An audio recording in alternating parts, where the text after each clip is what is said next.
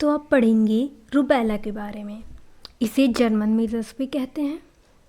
इसमें क्या देखने को मिलता है? लो ग्रेड फीवर देखने को मिलता है, लिम्फ एडिनोपैथी, मैक्युलोपैपुलर रैश, जो कि रैश देख भी सकते हैं। ये बच्चे के फेस में है, नेक में है और बॉडी में भी होते हैं। ये रूबेला जर्मन मीजल्स इसे कहते भी हैं।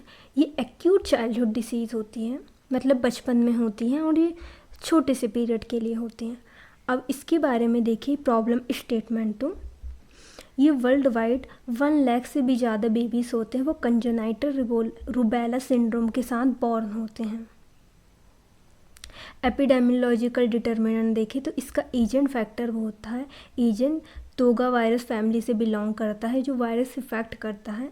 सोर्स ऑफ इन्फेक्शन क्लिनिकल और सब क्लिनिकल केसेस होते। पीरियड ऑफ कम्युनिकेबिलिटी, जो कि अपन ने देखे भी थे कि कोई इन्फेक्ट हो गया है कोई इंडिविजुअल, तो वो दूसरे को कब तक फैला सकता है? तो 1 week before symptom to about 1 week after rest appearance, इसका पीरियड ऑफ कम्युनिकेबिलिटी होता है।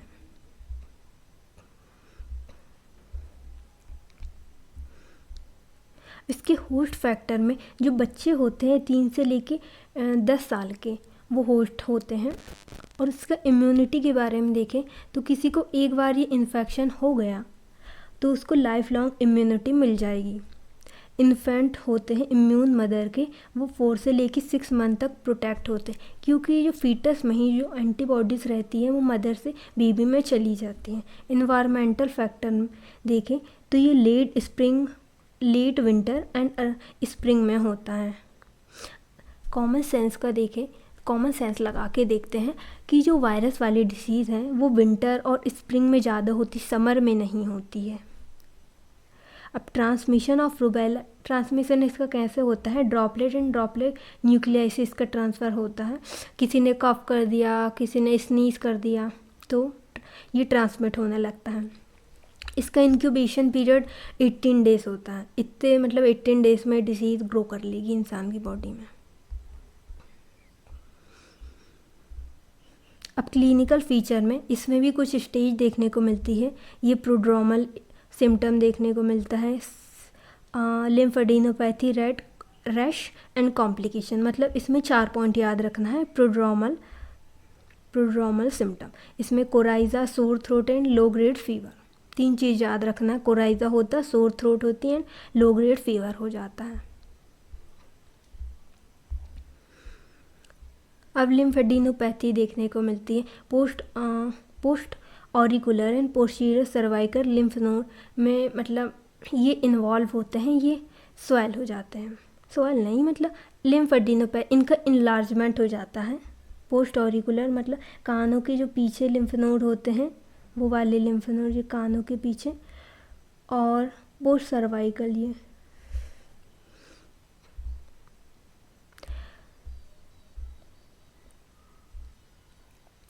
appear 7 days before rash and rash onset। Rash आने के 7 डे के पहले लिम्फेडिनोपैथी देखने को मिलती है। अब रैश के कुछ फीचर देखते हैं। रैश जो सबसे पहले ये फेस में अपीयर होता है with in 24 hour of prodromal symptom. Prodromal symptom के 24 आवर के अंदर ही ये रैश देखने को मिलता है। ये ट्रंक और एक्सट्रीमिटीज़ में भी स्प्रेड हो जाता है।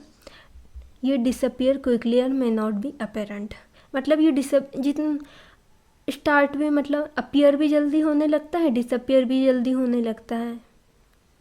कॉम्प्लिकेशन में इसमें आर्थ्रैल्जिया, एनकेफ्लाइटिस एंड थ्रोम्बोसाइटोपेनिया, मतलब जो जॉइंट होंगे उसमें पेन हो गया, एनकेफ्लाइटिस मतलब ब्रेन में कुछ प्रॉब्लम होने लगती है।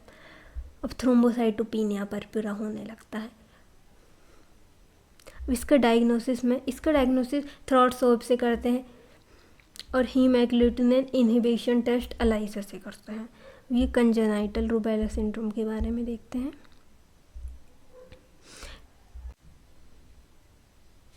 भी कंजेनाइटल रूबेला सिंड्रोम के बारे में देखते हैं।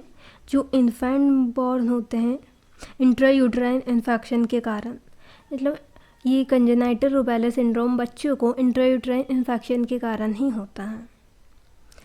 अब classical triad of congenital defect, इसमें 3 देखने को मिलते हैं। ये cardiac abnormalities, cataract and deafness.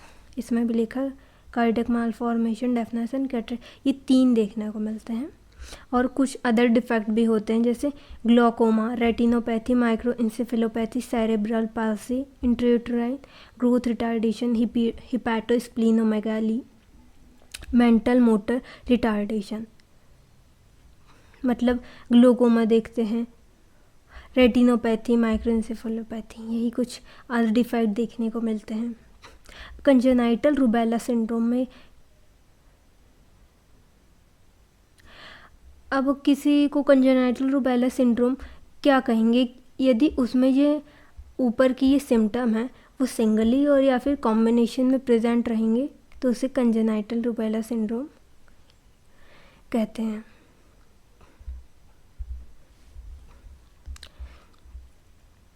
इसका डायग्नोसिस कैसे करते हैं? आईजीएम रूबेला एंटीबॉडी जो कि प्रेजेंट होती बर्थ से, और आईजीजी एंटीबॉडी परसिस्ट होती है मोर देन 6 मंथ के पीरियड में।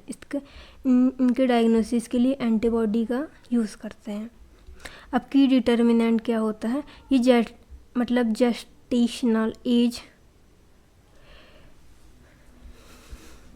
ये फीटल ट्रांसमिशन के कारण ये डिसीज़ होती हैं। ये क्या मतलब अलग अलग ट्रांसमिशन, अलग अलग ट्राइमेस्टर में इसका ट्रांसमिशन कैसा होता है? ये फर्स्ट ट्राइमेस्टर में इसका मोस्ट सीवियर, मतलब फर्स्ट ट्राइमेस्टर में ये सबसे ज़्यादा ट्रांसफ़र होता है। इसके कारण abortion, still birth, blueberry muffin lesion, triad of CRS, congenital heart defect, patent ductus arteriosus and cataract. मतलब वही अपन ने देखे हैं कि मतलब ये ट्रायड देखने को मिलेंगे फर्स्ट ट्राइमेस्टर में।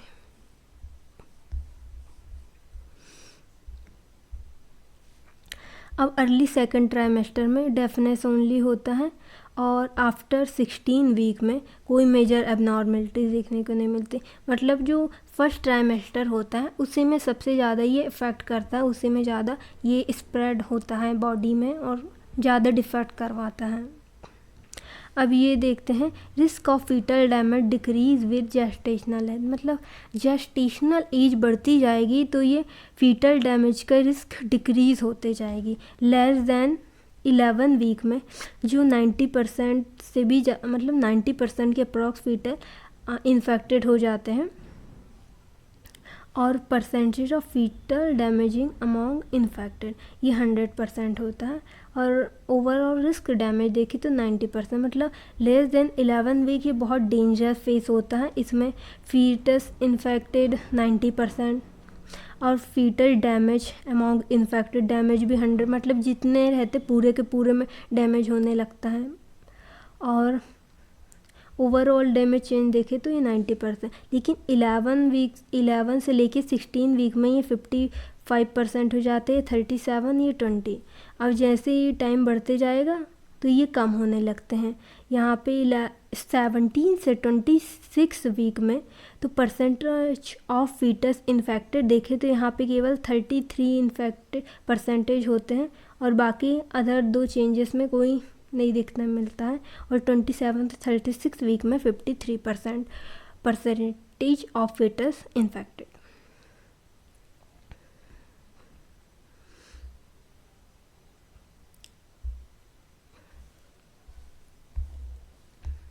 अब इसका प्रिवेंशन कैसे करते हैं? प्रिवेंशन ऑफ रूबेला, इसके लिए लाइव एटीन्यूएटेड वैक्सीन देते हैं, रूबेला वैक्सीन। इसका कितना डोज दिया जाता है? 0.5 ml। इसको सबक्यूटेनियसली एडमिनिस्ट्रेट किया जाता है, और ये 16 ईयर तक इम्यूनिटी प्रोवाइड करता है। कितने ईयर तक? 16 ईयर तक। और इन्फेंट अंडर 1 ईयर एज होते हैं उनको वैक्सीनेट नहीं किया जाता है, क्योंकि ये मैटरनल रूबेला एंटीबॉडी से इंटरफेयर कर सकते हैं। मतलब जो ऑलरेडी बच्चे में होती है एंटीबॉडी उससे इंटरफेयर कर सकते हैं। अब कॉन्ट्राइंडिकेशन किसे नहीं देना, इसका कॉन्ट्राइंडिकेशन क्या होता है? यदि किसी को वैक्सीनेट कर दिए, किसी मदर को वैक्सीनेट कर दिए, तो उन्हें एडवाइस किया जाता है कि नेक्स्ट 3 मंथ तक आप बच्चे को कंसीव ना करें। अब वैक्सीनेशन स्ट्रेटजीज में priority women of child bearing age को दी जाती है। और नेक्स्ट में ऑल चिल्ड्रन जो कि 1 से लेके 14 ईयर के होते फिर उन्हें वैक्सीनेट करना पड़ता है। और फिर उसके बाद finally under 1 year of age को वैक्सीनेट करना रहता है। मतलब सबसे पहले वुमेन, फिर देन चिल्ड्रन, फिर अंडर 1 ईयर ऑफ एज।